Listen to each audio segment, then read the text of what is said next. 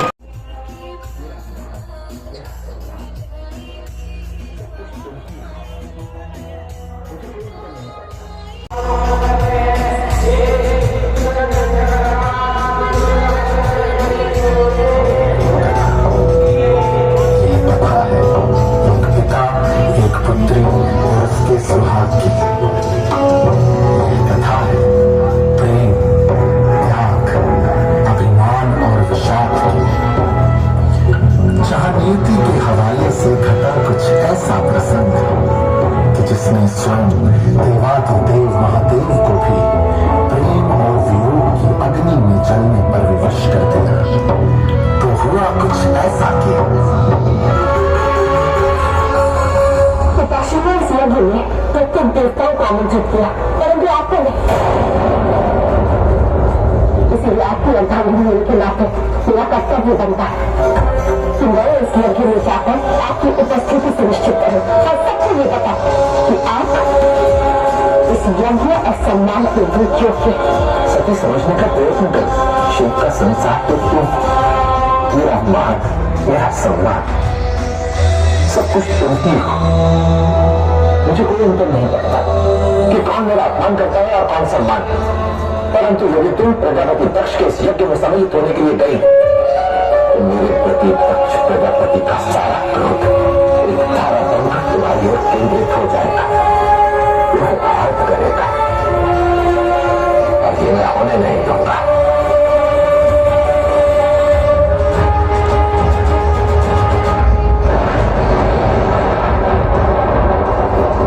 आपको मेरी सौगंध, आप मुझे जो तुम मुझे आने नहीं देते हैं और ना मेरे पास आएंगे जब तक सती स्वयं आपको ना पुकार आप वहां नहीं आएंगे।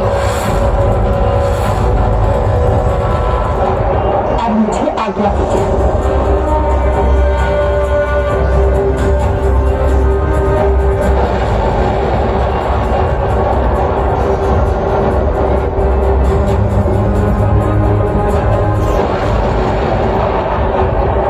यजमान नारायण, पिता ब्रह्मदेव और यहाँ उपस्थित सभी देवताओं को साक्षीमान मैं प्रजापति दक्ष इस महायज्ञ में प्रथम आहुति देता हूँ।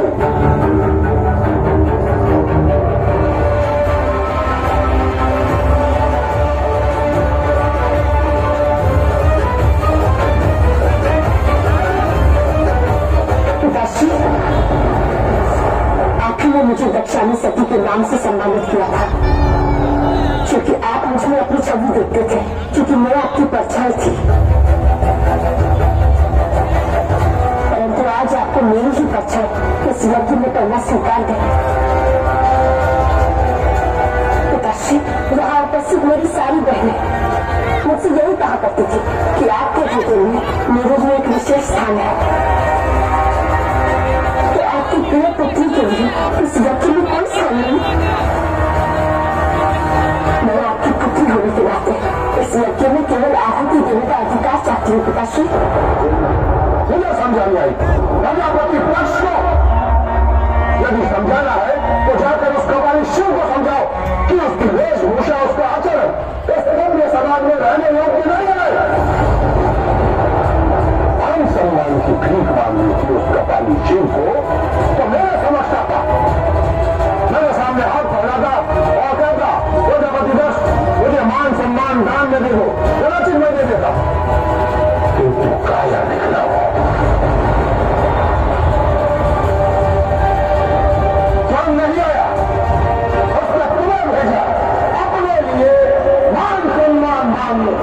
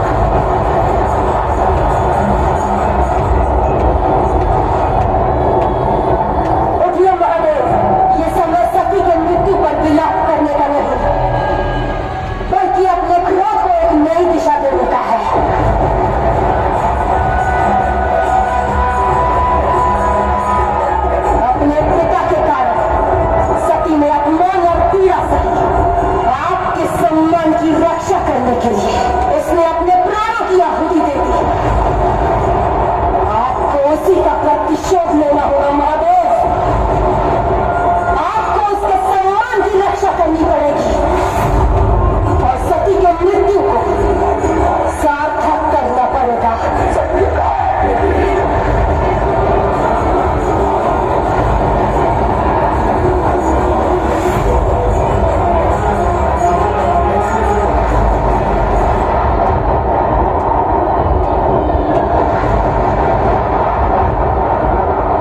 अपनी इस जगह से मैं अपने एक नए अंश का निर्माण करूंगा जो दक्ष को उसके पाप का उचित दंड देगा।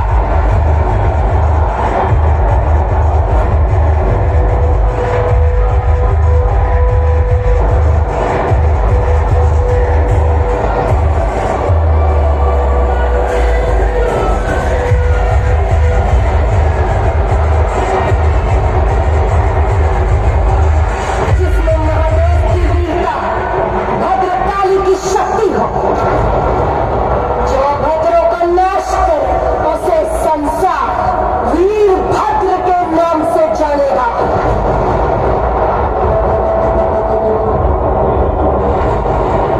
जाओ जाओ जाकर उस दक्ष का विनाश कर दो और यदि तुम्हें को रोकने आए तो उसका भी नाश कर देना।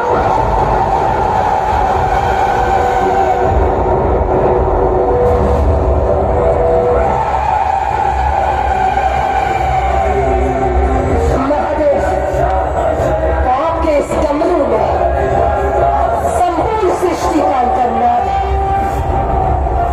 उठाइए अपने इस डमरू को।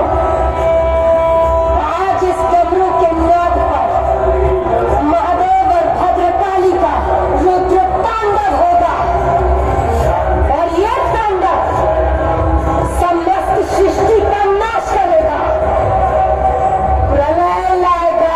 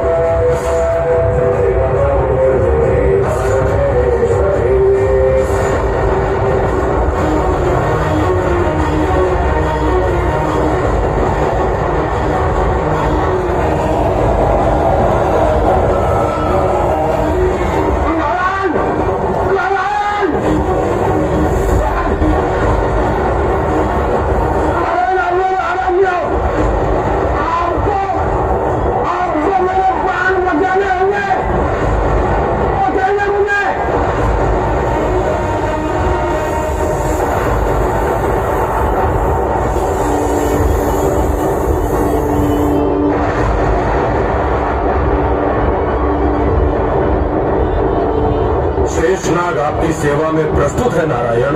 आदेश दे। आदेश दे। अनुरोध है आपसे वीरभद्र को अपने नागपाश के स्वरूप में बांध दीजिए।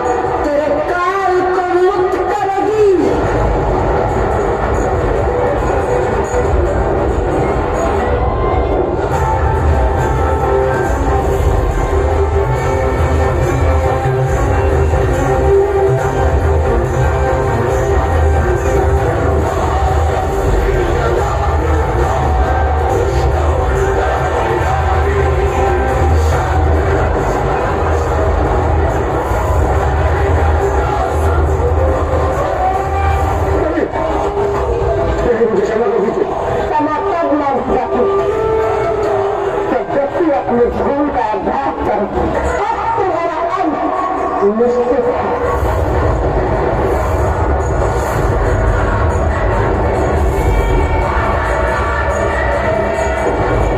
भद्रकाली का ये खतरा तुम्हारी भद्रता का नाश करेगी। जिस उद्देश्य से महादेव ने तुम्हारी रचना की उसे पूर्ण करो वीरभद्र। धारण करो इस खतराई को और अंत कर दो इस काफी शख्स जिसने महादेव और पति का अपमान किया।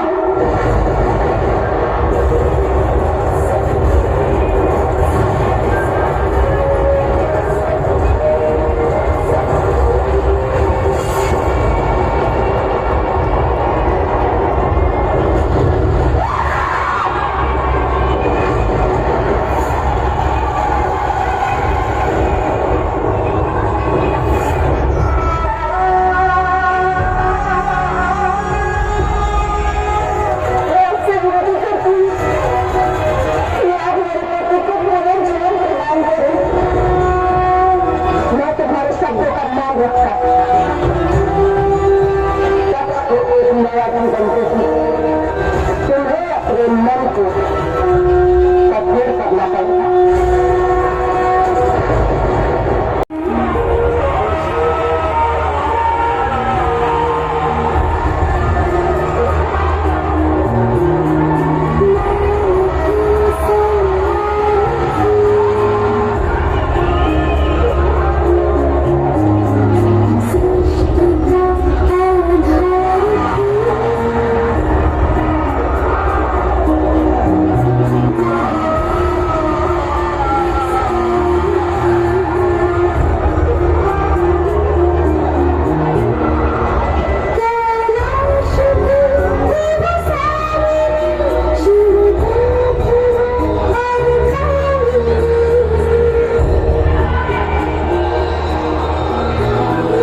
किसने सोचा था कि शिव और सती की प्रेम कथा में कुछ ऐसा भी होगा, मगर ये अंत न था, क्योंकि देह मरता है, आत्मा नहीं।